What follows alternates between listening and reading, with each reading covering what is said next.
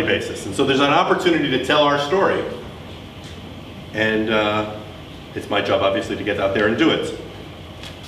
We have a nice, in the cultural sphere, there's a lovely partnership. One of my predecessors, about 10 years ago, put together an NGO, an Amta, called Tararam, that's goal is to bring Israeli culture to South Africa.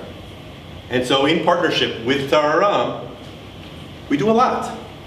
Here are a dozen or so examples over the last year of different festivals and events that have brought Israeli culture to South Africa. I know you guys are all, because I can see the demographic in the room tonight, big Obi Kopi fans. Obi Kopi is a rock festival that my daughters are the right age to go to. But in fact, it's taking place this weekend, also in Limpopo, and the Israeli band Tatran is headlining this year. They were there last year as guests of ours that we funded. This year, the organizers invited them to come back. 2 Israeli DJs that play at the clubs that you're all going to in Tel Aviv after the lecture tonight. I don't know them either. But who cares, right? If people understand that they're good DJs that come from Tel Aviv, and that opens them to Israel. The Israeli trio, the Cones, the Cone family, are performing at the Joy of Jazz Festival in September.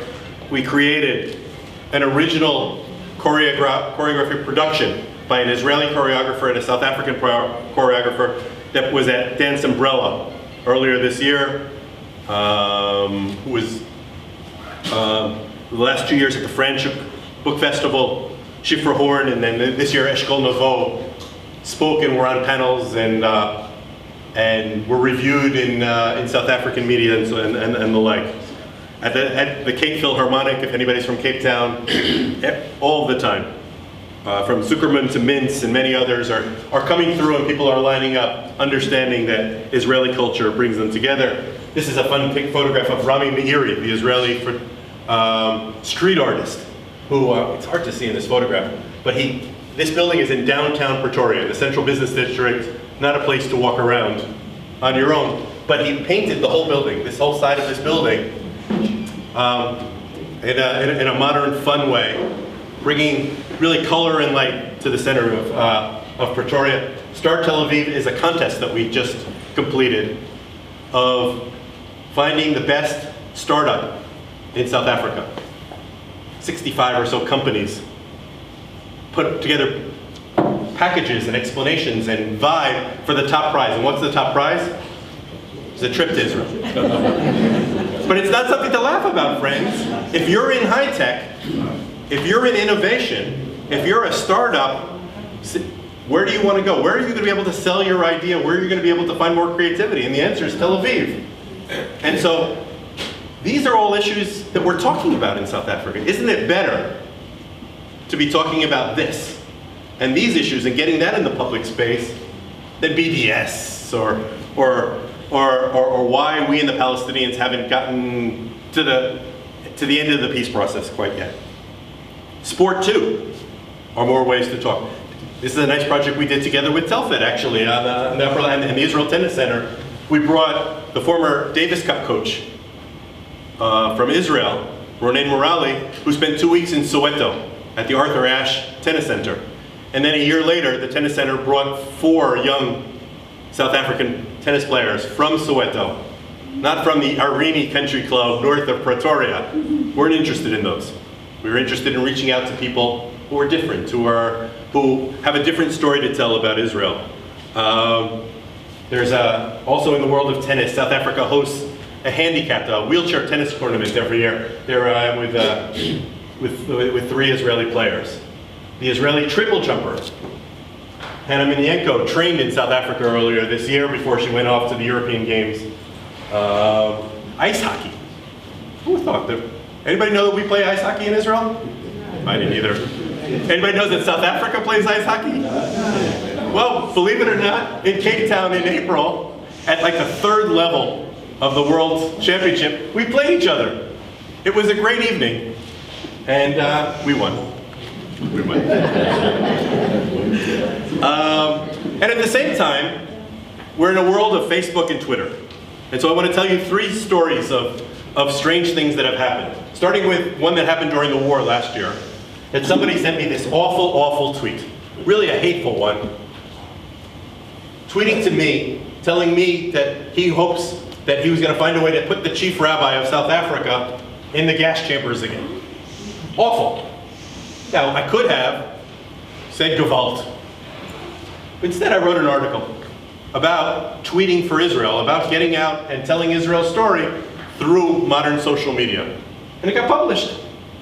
And so another way to use modern technology to get our story out there. And I'm not a big, huge Twitter user. I don't know if there are lots of Twitter users here tonight. Rolene, I know you do. A little bit. But I'll say it like this. I have about 2,600 followers on Twitter, which is nothing. It's a very small number. But how often do I speak to audiences of 2,600 people? Not so often. Oh, never, in fact. But every time I tweet something or put something on my Facebook page, literally thousands of people see it. And so it's a new opportunity in diplomacy these days. Here's another one. This was another fun one on Twitter. This is the best tweet I ever did. You may have heard about a month or 2 ago, there's this crazy BDS guy in the UK who wrote on his Facebook page that he thought that the Mossad stole one of his shoes. That they were messing with his mind. And people on Twitter started making fun of him. And if you see, there's a hashtag, Mossad stole my shoe. So I saw this going on. It was a Saturday night and I was home. And Ruth and Ed, my wife and my daughter, were already in Israel. They had already come for the summer. And so I saw it, and so I tweeted, late on a Saturday night, it was 11:30 at night, you can even see the time, "We have your shoe. Call me." That's all I wrote. "We have your shoe, call me." It got retweeted 489 times. It's been seen by 90,000 people, and the BBC wrote about me. Because I was the only Israeli government official who touched this ridiculous, silly story. But the takeaway for me is not get angry and indignant. Be clever. Tell our story. Be normal. Be mainstream. Be the world.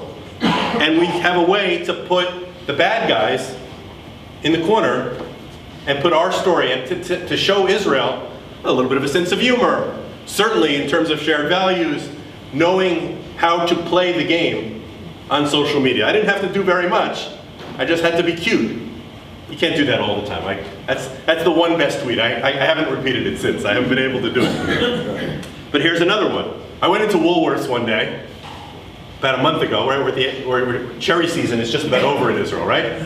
But last month, end of June, beginning of July, and I saw that they had packages of cherries, ridiculously expensive. I think they were 60 Rand for 100 grams. But it's winter time in Pretoria, and I saw them. Boy, they were good. They were delicious. So I'm with my cell phone, and I take a photo of them, right? This photograph, and I put on my Facebook page. Look at these beautiful big cherries at Woolworths.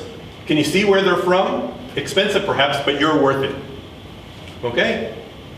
That reached 15,000 people, got 150 likes. Interestingly, much of the sharing came from our haters. Why? There's a campaign that they're trying to do that's a massive failure to boycott Woolworths. Because Woolworths does business and is going to continue to do business with Israel. And so they saw this and they said, that Israeli ambassador, he's advertising, he's shilling for Woolworths. They started sharing my picture. Dummies. And so more people saw about the Israeli cherry tomato, or cherries from Woolworths. And Woolworths hopefully sold them all out and made a lot of money. But, and if they're selling them out and making a lot of money, they're going to buy more Israeli cherries next summer in Israel and winter in South Africa. What a treat it was in Pretoria. And all of you know, winter time in South Africa in the end of June, to have a taste of summer of cherries was glorious. It was great. It was worth every rand. Our embassy, as I mentioned earlier, deals with 3 other countries as well: Lesotho, Swaziland, Mauritius, the fourth flag towards so there, the picture on the right is with the King of Swaziland. Not the world's most exciting, positive fellow, nevertheless. And that's the ceremony of when I gave my letters of credential in Lesotho, the flag of the African Union. And the message there is, across most of Africa, the vast majority of Africa, Israel has excellent relations. Excellent relations. If we followed the news, there was an attempt in the Security Council to have a vote that the Palestinians on Palestinian statehood, and we saw that Rwanda and Nigeria didn't vote for it.